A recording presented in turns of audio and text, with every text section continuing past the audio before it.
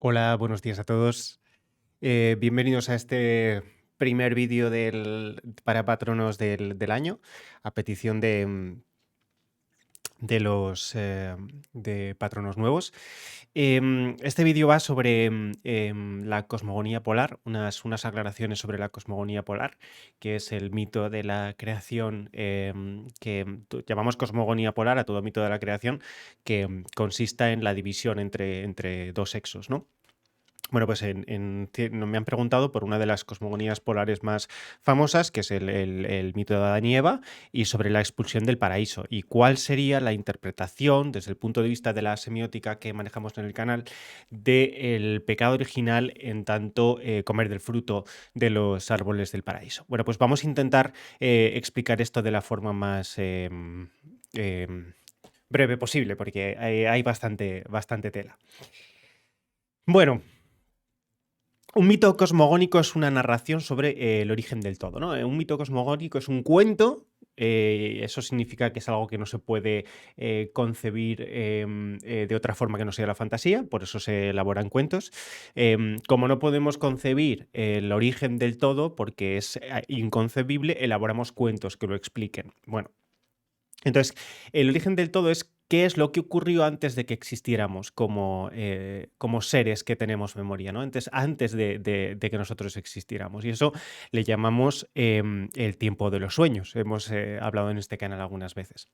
Bueno, como la psique no puede aceptar ese vacío, pues allí donde no hay nada, intenta explicar la nada desde lo que ocurrió inmediatamente después de la nada. Entonces, con esos rasgos o trazos, la trazabilidad del consciente, pues de la mente, nos permite como retrotraernos y elaborar modelos, y esto ocurre también tanto en la fantasía como en los mitos, sobre qué es la nada y qué es el origen, o cómo debería ser el origen dado el statu quo del todo actual, ¿no?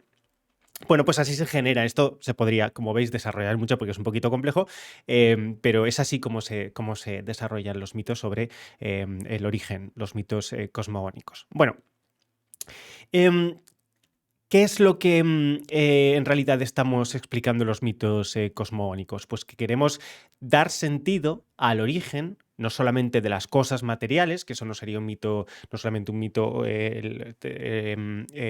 sea, los mitos no quieren explicar el origen de lo material, sino que quieren explicar el origen del todo. Y explicar el origen del todo implica explicar al mismo tiempo lo material y lo no material, lo inmaterial o lo espiritual, ¿no? Desde utilizando por ello la conciencia. Entonces, la consecuencia inevitable es que los mitos terminan siendo historias que explican al mismo tiempo el origen de la materia, el origen de lo inmaterial, de lo espíritu y lo sobrenatural, y del origen de la conciencia, que es el puente entre lo natural y lo sobrenatural. Bueno, el mundo, entonces, el universo, en psicología y en psicología arquetípica más, tenemos que considerarlo que es todo el yo, todo el fenómeno experiencial. Eso es la psique. Por ello, cuando la psique comprende que antes de nosotros no podía haber nada, la construcción de historia sobre la nada termina siendo la construcción de historia sobre la psique, la misma psique. Bueno, ¿qué es lo que tienen estas cosas estas historias en común sobre las cosmogonías? Bueno, pues que al principio, bueno, por supuesto, las cosmogonías polares, las no polares no son exactamente así que vamos a hablar de las polares. Las que tienen estas tres cosas en común es que al principio había un solo ser, ¿no? Ese ser es Adán, y el Adán es la humanidad. Y hablamos de un Adán que está creado después de todas las cosas. Primero se crean las cosas, después se crean las personas. Ergo, el hombre es creado en el mundo. No se crea al hombre y el mundo, sino que vino el hombre a un mundo que ya existía antes que él. Evidentemente, el hombre es la humanidad, el hombre no es lo masculino, sino la humanidad. Evidentemente, es la humanidad originaria se representa arquetípicamente como la parte más consciente del yo, que es la parte masculina del yo. A este ser se le creó una compañera, ¿no? Es la dicotomía sexual, que es la primera gran polaridad. Esta compañera le complementaba, le ayudaba a desarrollar o a tener una identidad, servir como contrapunto, contrapeso, contramedida, complementación, ¿no? Ya no estar solo. Ambos vivían como en una armonía entre ellos y en armonía con el mundo. Y, por supuesto, en armonía con Dios. Bien, para mantener esta armonía y esta paz, Dios, que representa tanto el superyo como el ello, todas las cosas, ¿vale? O sea, todas en un origen, el paraíso estaba compuesto por unas condiciones en las que lo instintivo, lo natural, lo sobrenatural, lo fantástico, lo real, todo era parte de una misma arete, de una misma sustancia, ¿vale? Esa unidad universal primordial se va dividiendo, igual que se divide primero la humanidad en hombre y mujer, pues después vamos a dividir el mundo en paraíso, cielo, infierno, tierra, ¿vale? Bueno,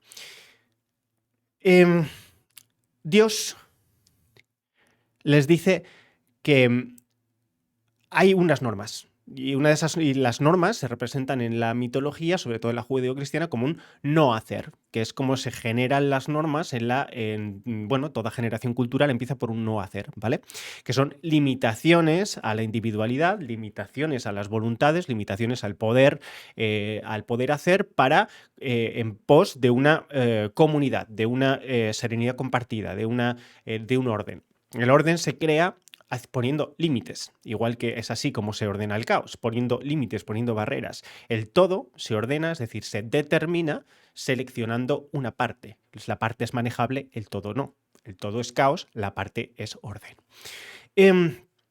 Como decía, las historias que hay de lo que hay sobre las historias sobre lo que hay antes del yo tienen evidentemente varias capas de significado. Primero, las cosmogonías recapitulan la filogenia, o sea, hablan sobre el origen de la humanidad, el origen biológico, cómo la especie se diferenció primero en los animales y después el hombre, ¿no? Que decía, según la Biblia, las versiones judeo-cristianas de la Biblia, creados los animales, el hombre se divertía nombrándolos, poniéndoles nombre. Eso es como la ventaja del hombre vía lenguaje, vía intelectualización sobre el resto de los animales. Esa es la superioridad intelectual del hombre o la superioridad del hombre manifestada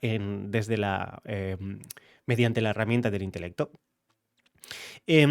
Después se crea a Eva, es decir, la especie pasa de ser machos y hembras que se reproducen, o sea, la humanidad como un animal aventajado se divide en dos naturalezas, la masculina y la femenina. Entonces pasan a ser compañeros de vida, se dividen en compañeros, o sea, se pasa de la parte animal instintiva a la parte ordenada de dos individuos que en lugar de estar destinados a la naturaleza animal de los instintos y al cumplimiento de ese deseo instintivo, como son los animales, pasan a ser individuos cuya naturaleza es representar un rol y tener una responsabilidad respecto a la que uno es, y es más especificada en dos partes. Entonces, de pasar del estado de naturaleza en el que el cumplimiento del instinto genera caos, el orden superior en el que es creado el hombre, además se divide en lo masculino y lo femenino, en hombre y mujer. Y eso quiere decir que a la parte más femenina, en lugar de ser más salvaje, se le da una entidad superior.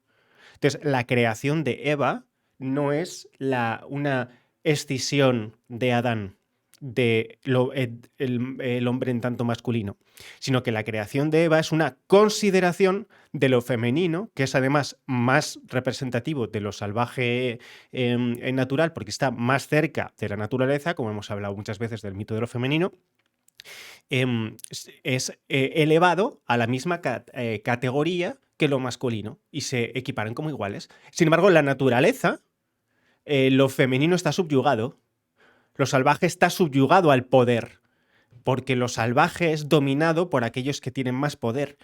En la humanidad eso no ocurre. En la humanidad somos dos individuos, hombre, mujer o masculino y femenino, dos partes también de dos formas de psicología que se piensan como complementos y por lo tanto como igualmente necesarias. Entonces la cosmogonía hace que la división de la humanidad animal en dos entidades, en dos sexos, dos géneros si queréis, dos géneros cosmogónicos, es la elevación de lo femenino y de lo masculino a dos categorías de especificación. y por lo tanto de especialización. Y esa especialización es evolutivamente positiva y por lo tanto psicológicamente también positiva. Bueno,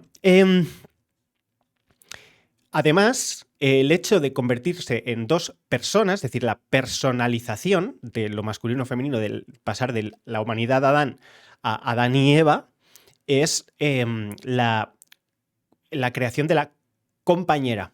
La compañera significa que las dos parejas están pensadas para una complementariedad no solamente animal, sino también cultural, psicológica, ¿vale? Física. Entonces esa mayor especificación es más eleva a la humanidad por encima del resto de creaciones también.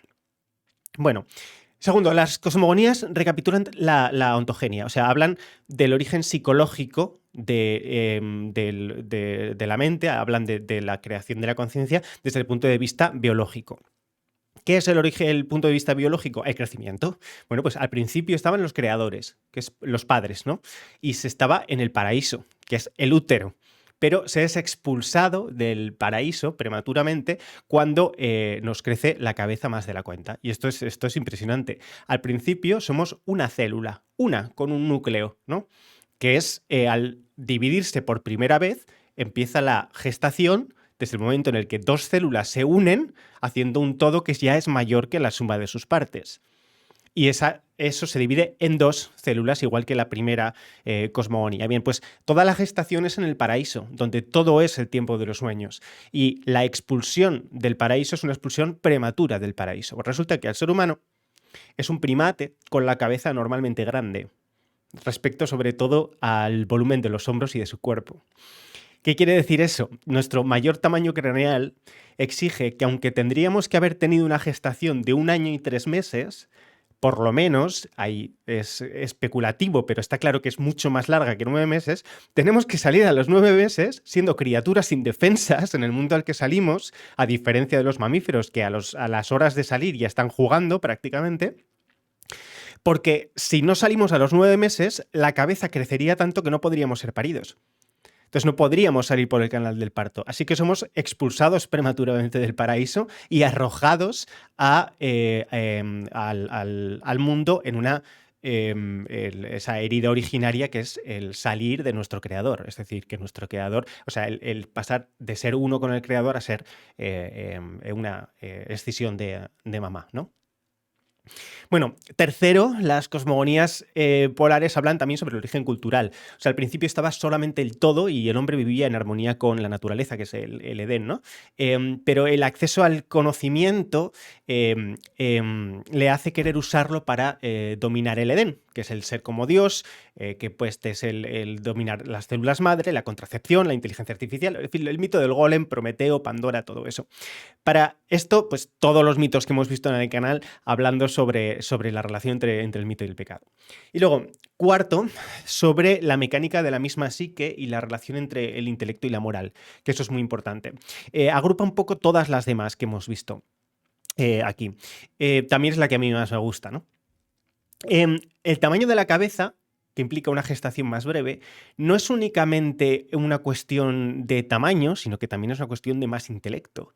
Más volumen ha derivado en la capacidad de desarrollar más intelecto. Aunque el volumen cerebral no está directamente relacionado con el intelecto, indirectamente sí lo está. Pues más volumen permite que, casualidades de la evolución, ese más volumen permite especificación del cerebro funcional, de tal forma que, bueno, pues terminamos pudiendo crear metarepresentaciones, que son pensamientos sobre pensamientos y por lo tanto tener idea del yo. Los animales no tienen idea del yo. Bien. ¿Qué significa además más intelecto? Más intelecto también son más problemas, porque más intelecto implica depresión. Los animales no se deprimen, bueno, se deprimen, pero no se deprimen como nosotros. Más imaginación, enfermedad mental. Más intelecto es más superior, es más deber ser, es más metaelaboración, es más sobrepensamiento, es más ego, es más narcisismo, es más pecado, es más planificación, es más más problemas, más capacidad son más problemas. Entonces, la expulsión del paraíso proviene o significa o se puede interpretar como ese don inherente al ser humano que al darse cuenta, gracias a su intelecto, de sí mismo, hereda o se fabrica, se construye o se encuentra de repente con una angustia vital que no tenía en estado de inocencia, que es lo mismo que pasa cuando son en el cambio de ser niños a ser adultos. Em, Eso es, al fin y al cabo, el origen, bueno, lo que se va a traducir en el pecado original. Insisto en esta última interpretación de todas estas que hemos visto. Si queréis que alguna de ellas las desarrolle, las desarrollaré para vosotros en vídeos. Nos vamos a saltar el mito de la Eva primigenia porque es irrelevante ahora. Es decir, no vamos a hablar de Lilith, que es una forma de Eva previa a Eva. Vamos directamente a la segunda Eva. ¿Cuál es la cuestión? Dios les dice, no comáis del árbol en el paraíso. Hay dos árboles. En el centro del paraíso está el árbol de la vida y el árbol del conocimiento del bien y del mal. O el árbol del conocimiento o el árbol del bien y del mal. Hay diferentes versiones. Dos árboles. Que en el centro del paraíso esté el árbol de la vida significa que en el centro del todo existe un mecanismo de crecimiento y de desarrollo continuo de vida. En otras cosmogonías, en lugar de un árbol, es un río, para que nos hagamos a la idea. Que en el centro del paraíso esté el árbol de la vida significa que en el centro de la existencia está la vida. Eso es, en el centro del ser, es una cuestión biológica. O sea, el centro de todo lo que termina dando lugar a la percepción de las cosas, la percepción del yo, el nosotros biológicamente, todo eso es la vida. Entonces, que el árbol de la vida es, por así decir, las normas naturales que lo rigen todo. Ese es el árbol de la vida. Y luego el árbol del conocimiento del bien y del mal es un árbol que, junto al de la vida, complementa las reglas de la existencia con el pensamiento. Por eso se llama árbol del conocimiento y del bien y del mal. Bien. Vale, pues Dios les dice, bueno, esta es la cosa, este es el paraíso, todo guay. El centro es el árbol de la vida. Se da por hecho que Adán y Eva entienden que lo que es el árbol de la vida, ergo, en el centro de todo es la vida. Yo os doy la vida y a partir de aquí se va a generar y se va a extender un paraíso, que va a ser vuestro cosmos. Y hay un árbol más, que es el árbol del conocimiento del bien y del mal. Bien, aquí podéis hacer lo que os dé la gana. Sois libres, libres. Todo esto es para vosotros, es un regalo. Y sois los únicos, nadie más lo va a tomar. Está hecho para vosotros. Pero no podéis comer de este árbol. Si coméis de este árbol, moriréis. Si coméis de este árbol, sufriréis, padeceréis.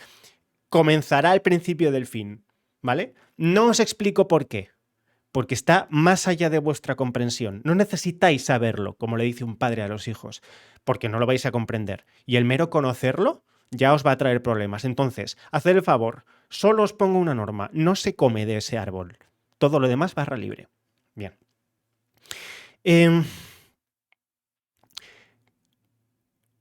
La primera interpretación la interpretación que vamos a realizar aquí de esto es no comer del árbol del conocimiento, es no empecéis a pensar más de la cuenta. No utilicéis vuestro intelecto para rebuscar en el árbol de la vida. No manipuléis el árbol de la vida, no os paséis con la tecnificación de las cosas, no sobreelaboréis, no sobrejustifiquéis, no utilicéis el intelecto para saltaros las normas del árbol de la vida. No sobrepenséis, no pequéis, ¿vale? Si empecéis a querer saberlo todo, empezaréis a querer controlarlo todo. Comer del fruto del árbol del conocimiento os va a hacer hiperconscientes, más conscientes. Pero si sois más conscientes de lo que estáis siendo ahora, no solamente no vais a ser más libres, simplemente solo os va a traer desgracias. No manipuléis, no tengáis ideas de bombero, porque empezaréis a querer manipular vuestra naturaleza, querréis intentar la inmortalidad y por lo tanto os daréis cuenta de que sois mortales. Todo eso está no diciendo Dios en no comáis del árbol del bien y del mal, pero insinuándolo. Que es lo que al final termina ocurriendo, ¿vale?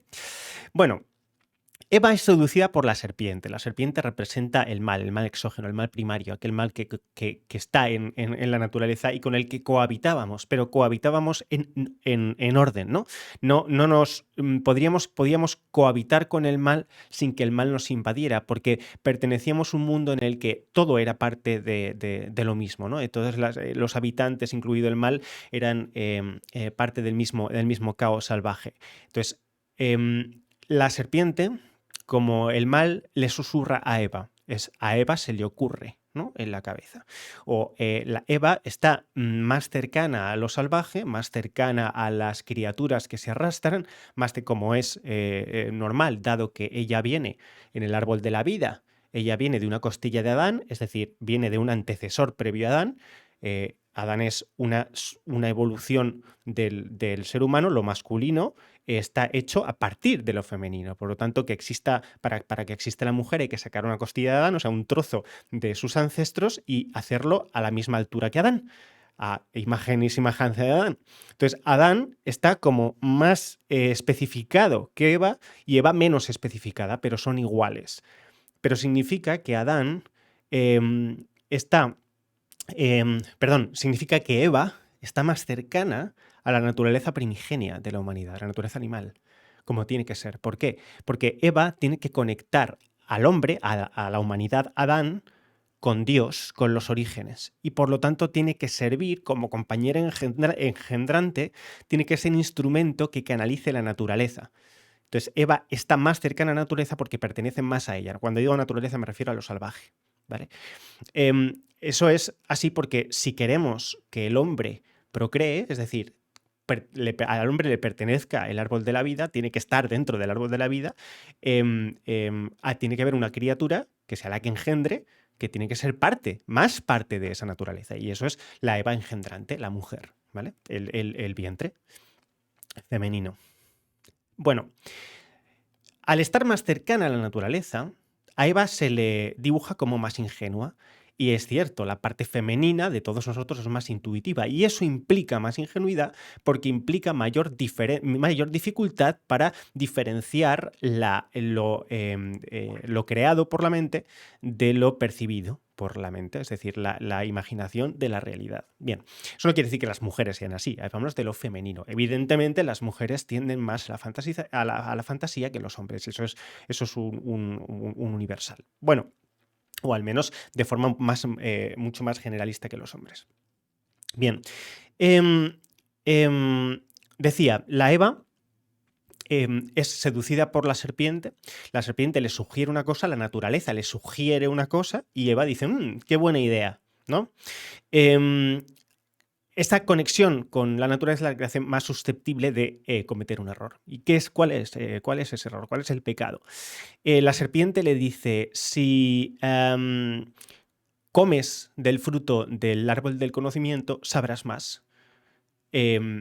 Serás menos ingenua, seréis menos ingenuos y seréis más parecidos a Dios. Entonces dice Eva, ¿vale? O sea, si en su ingenuidad, si conocemos más, nos pareceremos más a Dios. Es evidente. Eva no veía pecado en eso, o al menos no lo vio tanto como debería haberlo visto Adán, que llevaba más tiempo en el paraíso. Le dice a Adán, oye, mira, he comido de esto, voy a probar a conocer. Eva, como buena bruja, más conectada a esa naturaleza, prueba a los misterios alquímicos de la naturaleza, de la poción, todo el mito de la bruja proviene de que Eva, al fin y al cabo, cometió el mismo pecado que Lilith. Aunque Lilith es la bruja originaria, Eva es el pecado de Eva fue a imagen del de Lilith. Bueno, pues esa proximidad a la naturaleza, el contacto con la serpiente, el contacto con ese mal natural, hace que Eva quiera sacar de la naturaleza conocimientos más allá de lo evidente. Y ese conocimiento le da la sensación de tener más poder, ¿vale? Y ese es el primer pecado. El mismo pecado que Lilith, el narcisismo, querer tener más poder. Y entonces se lo da a Adán, segundo pecado de Eva, que es, en lugar de quedarse con ese conocimiento para ella, lo quiere compartir con su compañero para no ser la única rebelde, ¿no? Em,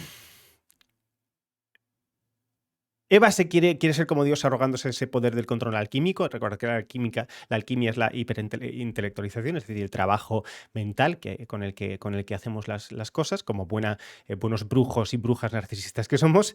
Em, Su pecado es la cobardía de pedirle a su amante que la acompañe para no pecar sola. Eso es un segundo pecado. Y extender, por lo tanto, el pecado también a su amante en lugar de parar ahí y eludir su responsabilidad individual, que es una forma de pecar más particular de lo femenino. No de la mujer, sino de lo femenino. Lo femenino tiene una forma de pecar que es, o lo ingenuo, por ejemplo, que es más tendente, o sea, la tendencia a rehuir la responsabilidad pertenece a la parte arquetípica femenina.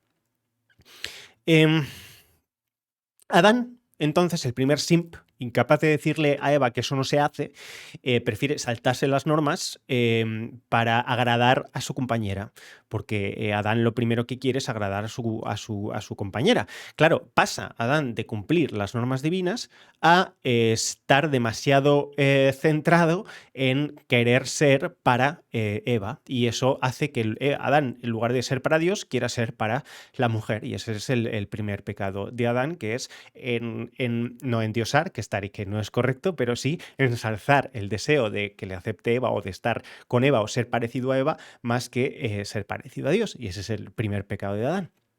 Y el segundo pecado de Adán es dejarse seducir por la idea de gustarle más a Eva. Eva le dice, toma, esto nos dará más poder. Sé mi Adán, le dice Eva, ¿no? Sé más fuerte, sé más parecido a Dios, sé mi héroe. Y Adán le dice, ven aquí que yo, todo lo que tú me digas, fíjate qué macho soy que como del fruto como tú. Y ese es el segundo pecado de Adán, querer ser Narciso para Eva. Fijaos que son dos fases de pecado, no solamente una. Bueno, Adán entonces, dejándose llevar por los impulsos de su impulso animal de querer ser aceptado por la mujer, que es ese impulso de cortejo, come también del árbol del conocimiento, es decir, prueba también de ese conocimiento de Eva. Y entonces Adán se retrasa en la obra a la que había conseguido llegar por el don de Dios, que es Adán había sido creado para ser... por estar por encima de la naturaleza, y Adán se deja fundir por la naturaleza queriendo utilizarla para ser más. O sea, es el error de querer quebrar las normas para conseguir lo mismo, pues por quebrar las normas para conseguir lo mismo por el camino fácil hace que termine no teniendo nada. Entonces ambos se dan cuenta de que están desnudos. Ambos han sobreintelectualizado, con perdón porque repite ese término, ambos han utilizado el intelecto de más, han querido ser más listos, han querido ser más capaces, han querido ser más listos, han querido elevar su intelecto para parecerse a Dios, y eso ha hecho que se den cuenta, han crecido como adultos y se han dado cuenta de que están desnudos. ¿Por qué? Porque la cabeza les ha llevado a pensar, a concebir formas de complementarse, de vestirse, de ponerse armaduras, objetos, apariencia. Y eso hace que la mera concepción de yo podría estar vestido, yo podría ser más, yo podría no necesitar pasar frío, no necesitar la elaboración tecnológica, por ejemplo, o la elaboración moral, esa utilización del intelecto para querer dominar a su alrededor, en lugar de estar en armonía con su alrededor dentro de su superioridad, esa utilización de la superioridad para facilitarse las cosas, hace que se dé cuenta de lo frágil que está siendo en realidad respecto a lo que se imagina que puede ser. Y eso es una intelectualización. Y entonces se da cuenta de que está desnudo, es decir, se da cuenta de cuán poco desnudo podría estar y cuán vestido podría estar, ¿no? Y ese hecho hace que el estado de naturaleza empiece a provocar angustia. Dice, joder, no, es que antes a mi estado de naturaleza todo se resolvía cumpliendo las normas de Dios. Pero ahora empiezo a tener angustias porque he concebido formas tecnológicas de tener más fácil la vida, formas intelectuales de saltarme las normas, formas de atajar los caminos mediante esa alquimia mental. Y claro, el resultado es que el estado de naturaleza ahora me parece poco, me parece incómodo, me parece aterrador, me parece salvaje, me parece ya no estoy en armonía con la naturaleza y ya he salido de ahí, como cuando el hombre se acostumbra a todo. Entonces se acostumbra incluso a pensar, ¿no? Cuando piensas en algo mejor, ya te estás acostumbrando a ese algo mejor y por lo tanto el ahora te parece menos. Bueno, se dan cuenta entonces de que están desnudos. El segundo significado de darse cuenta de que están desnudos es se dan cuenta de la vergüenza y del ridículo que representa el estar pensando de más. Entonces se avergüenzan, desarrollan superior, desarrollan conciencia de pecado y dicen, es que y encima, vaya cagada. No necesitaba todo esto, ahora todo está peor, simplemente ¿para qué he pensado? ¿Para qué se me ocurrió? ¿En qué momento me imaginé yo así? Ahora tengo angustia y entonces tengo que volver a papá, ¿no? Entonces se han dado cuenta de que están desnudos, entonces se tienen que tapar, entonces se esconden de Dios. Tienen que ir a papá, pero no se atreven a decirle, papá, mira, he pecado de pensamiento y además de obra, ¿vale? Porque en el Edén el pensamiento, el pecado de pensamiento, y el pecado de obra es el mismo. Bueno, entonces Dios les pregunta, ¿qué habéis hecho? Y entonces le pregunta primero a Eva, Dios sabedor, por supuesto. Y entonces Eva le echa la culpa a la naturaleza. Fue un instinto, ¿no? Fue la serpiente, fue algo que no controlo. Yo es que soy así de salvaje, fue un impetuoso, o sea, echando balones fuera, ¿no? Fue un acto impetuoso, fue un acto de que soy más joven, más próxima, más natural, más... Bien. Y ese poner su naturaleza como excusa es el segundo, bueno, el segundo, tercer, yo sé, cuarto pecado de Eva, ¿no? Y Adán dice, no, si no fui yo, fue esta la mujer, que es que me sedujo. O sea, fíjate, señor, ahí toda impúdica, desnuda, me sedujo, me provocó, me hizo que yo quisiera ser más, cuando en realidad eso no lo hizo Eva, eso fue Adán el que eligió ser más para contentar a Eva, ¿no? Para no quedarse menos, para tal, Eva, desde luego, es más ingenua, pero también es más astuta. Y Adán es cierto que está más vinculado a la norma, pero también es menos, tiene menos iniciativa que Eva en toda esta historia. Pues le echa la culpa a Eva, ¿no? Mírala, ahí es que, o sea, me tentó, ya no te preocupes que la taparé con un burka y ya no pecaré nunca más porque ya nunca jamás podrás sacar mis debilidades. En fin, ese es el último pecado narcisista de Adán, que encima es echarle la culpa a Eva, a la pobre Eva. Eva le echa la culpa a su naturaleza y Adán le echa la culpa a Eva. Y Dios le dice, sí, pues vas a ver. Bueno, entonces esa mentira, Dios, esa excusa que le ponen es la solidificación del pecado, la cristalización de la ruptura con Dios. Porque en lugar de poder volver a Dios volviendo a ese estado de naturaleza mediante el arrepentimiento, como niños que son los viviendo en el paraíso, se excusan, se mienten, intentan evadir, no reconocen el pecado, no lo integran. Y eso hace que el mundo entonces se divida en tres, porque Dios les expulsa del paraíso. Entonces, ¿qué termina ocurriendo? Que a partir de entonces existe el estado físico, crudo, salvaje, real de la naturaleza, en la que los hombres el hombre y la mujer quedan desnudos diciendo que tenemos frío, tenemos hambre, tenemos miedo, tenemos sueño.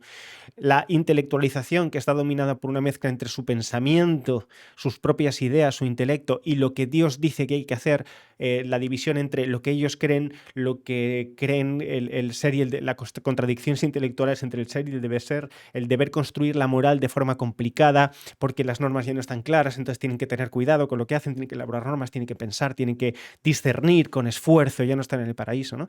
Y el tercero, que es el mundo de los instintos, que es que está en la serpiente, ¿no? El mundo a su alrededor, que es ese pecado salvaje que, donde al no estar en el Edén, no solamente ellos están en el centro de la hora, sino que a su alrededor están todos sus instintos dominándoles, acechándoles. Entonces, esa división del mundo en tres.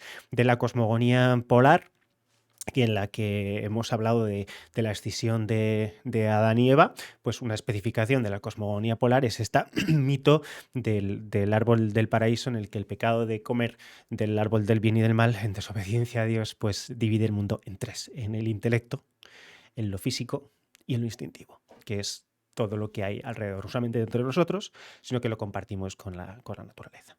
Y esa es la interpretación que a mí más me gusta, la elaboración semiótica que a mí más me gusta del mito de Adán y Eva, específicamente del comer del árbol del bien y del mal. Y con esto, perdonad, me permito introducir el siguiente vídeo para patronos, que será em, por qué la mujer es el problema de Occidente, en petición de un patrono que creía que no iba a poder no iba a poder elaborar ese tema, pero va a ser cómo el problema de Occidente sigue siendo la misma historia de Adán y Eva, centrada en el primer pecado de Eva, y Adán siguiéndole consecuentemente. Así que siguiente vídeo, ¿por qué la mujer es el problema de Occidente? Un saludo a todos y nos vemos esta misma semana en el siguiente vídeo. Buenas noches. Chao.